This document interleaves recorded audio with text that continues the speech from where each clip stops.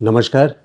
इस वीडियो में हम देखेंगे जन्म कुंडली में जब किसी के शनि सातवें घर में आते हैं तो उसका क्या असर होता है,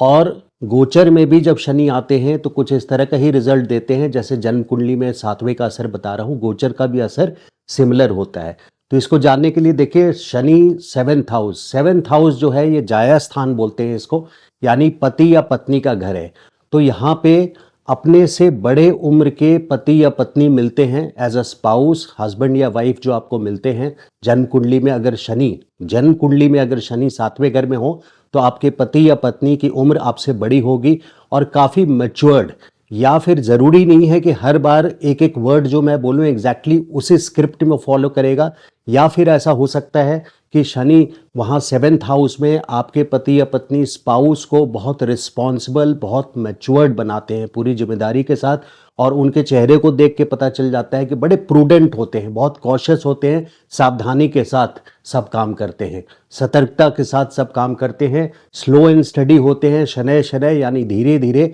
बट अपनी सक्सेस को वो अपने हार्ड वर्क से अचीव करते हैं। तो ये हस्बैंड या वाइफ के अलावा सातवां घर जो है ये बिजनेस पार्टनर के लिए भी है। यानी व्यापार में अगर आप बिजनेस पार्टनरशिप कर रहे हैं तो आपके बिजनेस पार्टनर को भी इस तरह से डिस्क्राइब किया जा सकता है। और ये दशम स्थान से जिसको हम लोग देखते हैं कर्म स्थान बोलते हैं, यानी दशम स्थान हाउस ऑफ प्रोफेशन से भावत भावम के हिसाब से दशम स्थान सातवां घर पड़ता है। 10th फ्रॉम 10th हाउस, 10वें स्थान से 10वां स्थान पे शनि जन्म कुंडली में सातवें घर में। यहाँ पे अगर ऐसा व्यक्ति बिजनेस करता है तो उसको स्पाउस का भी सपोर्ट बहुत अच्छा मिलता है। स्पाउस के प्रति उसकी रिस्पॉन्सिबिलिटीज बहुत होती है ऐसे जातक की, ऐसे व्यक्ति की जिसके जन्म कुंडली में शनि सातवें घर में होते हैं। यानी पिछले जन्म का कुछ कर्ज है जो चुकता करना है आपको अपने पति या पत्नी के लिए, स्पाउस के लिए, जिनकी जन्म कुंडली में सातवें घर में शनि होते हैं। तो यहाँ पे अगर शनि के साथ सूर्य की युति हो जाए,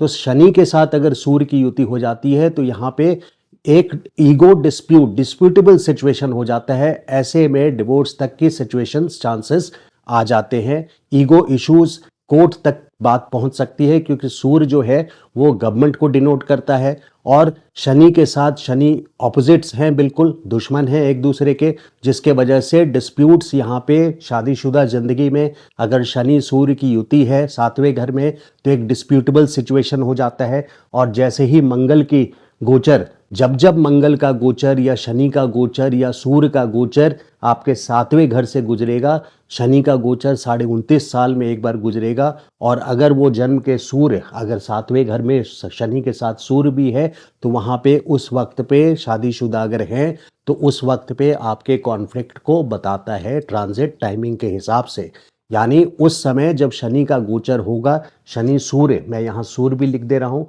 जब शनि का गोचर 30 साल के बाद यहाँ पे होगा और सूर्य के ऊपर से गुजरेगा तो वहाँ पे डिस्प्यूटेबल सिचुएशन बन जाती है, ईगो क्लैशेस बन जाता है। उसी तरह से अगर यहाँ पे हम मंगल ले आए, मंगल, अगर यहाँ मंगल क्या है, मंगल कराए दंगल, तो मतलब मंगल है वो हाथापाई तक सिचुएशन आ जाएगी। शनि और मंगल यहाँ पे हुआ तो मैरिज में वायलेंस यानी हाथापाई, मारा पीटी, यहाँ तक नौबत आ जाएगी पति पत्नी के बीच में। तो सैटर्न मार्स भी कॉन्फ्लिक्टिंग है, एक सल्फर है, एक लेड है।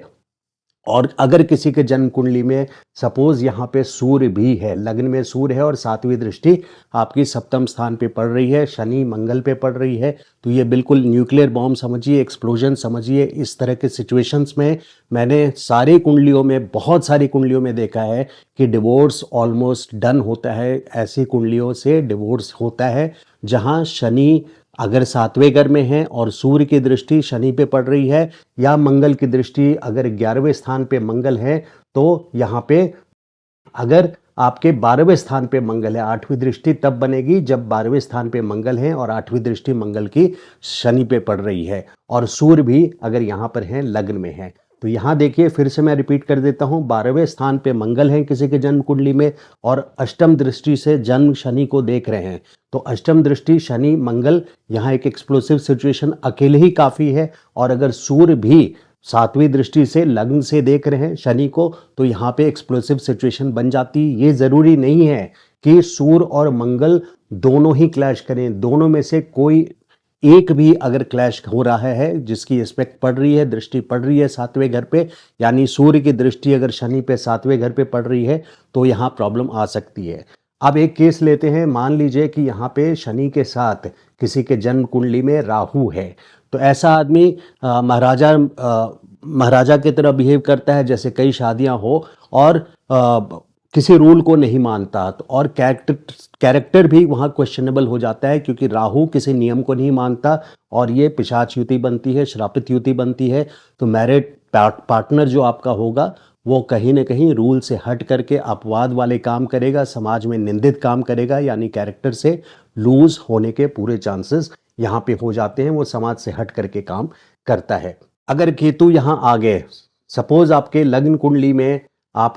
कुंडली में राहु हैं और शनि के साथ यहाँ केतु हैं, केतु अकेला ही सातवें घर में डिवोर्स के पूरे चांसेस बना देते हैं। तो शनि के साथ केतु, देखिए ये दोनों अध्यात्म के प्लैनेट हैं। शनि क्या है, सातवें घर में शनि वहाँ वैल्यूज के साथ, जो आपका स्पाउस है, वैल्यूज के साथ, ज्ञान के साथ, यहाँ से तीसरी दृष्टि नवम स्थान पे पड़ती है, यानी ये बहुत रिलीजियस व्यक्ति होगा जिसके सातवें घर में शनि है, क्योंकि तीसरी दृष्टि शनि की धर्म स्थान पे पड़ रही है। तो ट्रेडिशनल्स फॉलो करते हुए ट्रेडिशनली रिलीजियस होगा ऐसा व्यक्ति, धार्मिक होगा और सारे नियमों को मानते हुए चलेगा, वैल्यूज के साथ चलेगा। धर्म, हालांकि यहाँ पे कुछ कुछ ऐसे कॉम्बिनेशंस हमने देखने हैं, ऐसा नहीं है कि अगर यहाँ राहु हुआ धर्म स्थान पे, अगर किसी के जन्म कुंडली में राहु हुआ धर्म स्थान पे, तो ये व्यक्ति अधार्मिक काम करेगा, और तब शनि की दृष्टि यहाँ पड़ेगी तो वो श्रापित युति बन रही है। तो सिचुएशंस यहाँ बदल जाती है, इसलिए मैं अलग अलग सिचुएशंस को लेकर के चल रहा हूँ। तो यहाँ जो मैं बता रहा था कि अगर केतु अकेला है सातवें घर में, तो यहाँ डिवोर्स के सिचुएशंस, यानी ऐसी पीड़ा दे सकता है जिससे डिवोर्स लीड हो जाता है। तो शनि और केतु अगर हुए तो भी यहाँ पे वैल्यूज, यानी बहुत ज़्यादा पीड़ा मिलने के सिचुएशंस आ जाते हैं केतु के और शनि के युति के कारण। ऐसी कुंडली में देखिए सबसे अच्छा होता है अगर जन्म कुंडली में शनि है, तो जिससे शादी होनी है या करनी है, वैसे उस कुंडली में मैच मेकिंग में ये देखा जाता है कि शुक्र की दृष्टि, या तो शुक्र सातवें घर में स्वयं हो, तो शुक्र यहाँ पे रोमांटिसिज्म जो शनि खत्म कर रहे हैं, romanticism, black and white picture बना देते हैं शादीशुदा जिंदगी को, तो शुक्र यहाँ पे विराजमान होकर के एक रोमांटिक और अट्रैक्शन मियाँ बीबी के बीच में लाते हैं। शनि वहाँ पे दायित्व लाते हैं, रिस्पॉन्सिबिलिटी लाते हैं, और वो सिर्फ बोझ लेकर के एक आपका स्पाउस जी रहा है, क्योंकि शनि सातवें घर में रिस्पॉन्सिबिलिटी बना देता है और रिस्पॉन्सिबिलिटी के साथ ऐसा व्यक्ति जीता है। लेकिन शुक्र वहाँ पे रोमांटिक इस चीज़ को कम करते हैं, चाहे शुक्र की दृष्टि पड़ रही हो, लग्न से भी, लग्न में अगर शुक्र हो और शुक्र की सातवीं दृष्टि पड़ रही हो शनि पे, तो भी इस तरह की सिचुएशन कंट्रोल हो जाती है, क्योंकि शुक्र एक रोमांटिक और अट्रैक्शन यहाँ पे बिल्ड करते हैं। तो इन कॉम्बिनेशंस को हमने देखना होता है। ओल्ड एज में देखिए यहाँ से 10वीं दृष्टि चौथे स्थान पे पड़ती है, तो ऐसा व्यक्ति को घर, यानी फिक्स प्रॉपर्टी, जिसके लिए हम चौथे घर को देखते हैं, फिक्स प्रॉपर्टी है, गाड़ी है, इस तरह की जमीन जायदाद की बात कर रहा हूँ, फ्लैट हो, घर हो, कोठी हो, इस तरह के फिक्स प्रॉपर्टीज जो हैं उनको 30 साल के बाद ही जाकर के अचीव होता है, क्योंकि अपने स्ट्रगल करके कर्म का जो कर्ज है उनके 10वें स्थान पे शनि की दृष्टि से, तो वो कर्ज पूरा करने के बाद ही इनको घर और गाड़ी प्राप्त होता है। जब शनि पूरे 30 साल के हो जाते हैं, तो 30-32 साल के उम्र में जाकर के इनको सक्सेस मिलता है। ओल्ड एज में भी यहाँ पे प्रॉब्लम्स कराते हैं, क्योंकि ओल्ड एज को हम चौथे स्थान से देखते हैं, तो ओल्ड एज में काफ़ी स्ट्रगल करना पड़ता है उनको। ओल्ड एज उनका बहुत शुभ, अच्छा शुभ से मेरा मतलब है बहुत सुख सुविधा वाला नहीं रहता है। यहाँ पे स्ट्रगल्स, इनके अपनी प्रॉब्लम्स होती है, लॉन्ग टर्म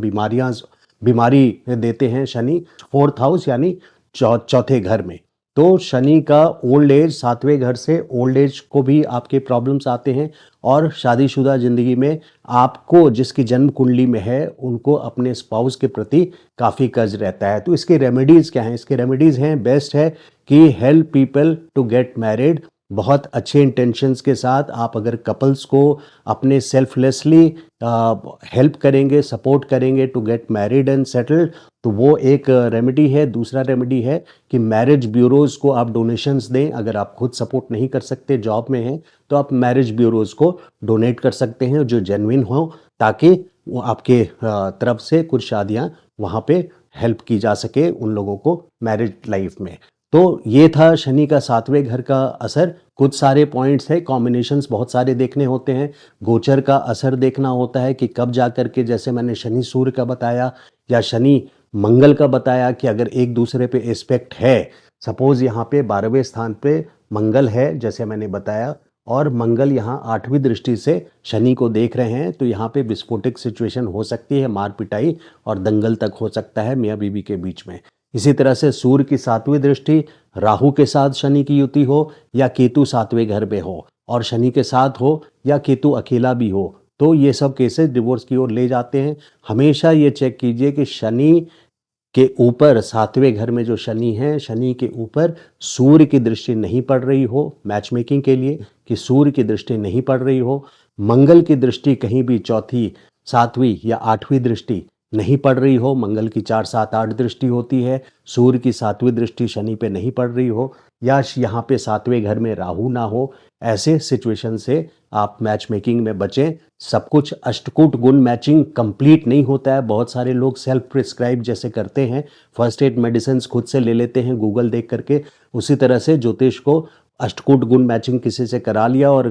18 गुण से ऊपर मैच हुआ, 20 हुआ, 22 हुआ, तो वो सोचते हैं कि ये बस दिस इज़ ऑल, ज्योतिष सिर्फ इतना है, ऐसा नहीं है। बाकी प्लैनेट्स की कॉम्बिनेशंस को देखते हैं। बृहस्पति की दृष्टि 7वें घर में ब्लेस करता है, 7वें घर को बृहस्पति की दृष्टि, लेकिन जब शनि हो तो उससे भी ज़्यादा जो मैं अच्छा मानता हूँ कि शुक्र की राशि हो, खास करके शुक्र अगर यहाँ शनि यहाँ पे अगर शुक्र की राशि में है यानी तुला राशि में उच्च के होकर के आते हैं, रहते हैं यहाँ पे, तो यहाँ पे इन सारे नेगेटिव इम्पैक्ट्स को जो मैंने बताया है, अवरोध को जो मैंने बताया है, वो वहाँ पे लिमिट होंगे और अच्छे रिजल्ट्स मिलेंगे। तो शुक्र की कोई भी राशि हो, वृषभ हो चाहे तुला हो, तुला राशि में शनि उच्च के होते हैं, और वहीं पे अगर